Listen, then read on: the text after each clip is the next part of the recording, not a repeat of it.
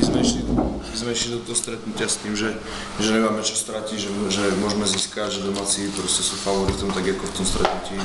Na jeseň to bolo opačne a si myslím, že ten vstup, kde si povedali, že budeme hrať v kľude, nech ten stav bude akýkoľvek, lebo aj pred rokom sme prehrávali o 7 gólov, stiahli sme to, doma sme zase o 7 viedli, trošku sme polavili, zase to stiahli hostia, čiže v takomto stretnutí, že 7 gólov nič nerobí, aj v tom prvom polčase už to bolo na 7, čiže tam sa to jasne ukázalo.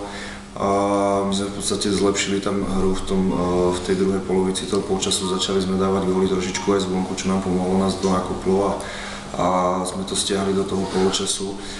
V tom druhom ten priebeh tiež si myslím, že bol z úvodu určite vyrovnaný, tam rozhodujúca pasáž bola, my sme hrali dve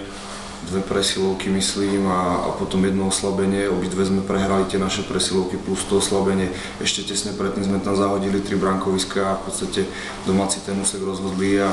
tých posledných 10 minút alebo 12 myslím, že už v podstate sa to dohralo, ten zápas už to bol skoro rozhodnuté, takže a je to na jednej strane je to škoda, na druhej strane jednoducho treba povedať, že tá pozícia nám chýba a že máme trošku problém s postavením obrany, keď ten super je kvalitnejší, že nám chýba trojka do obrany a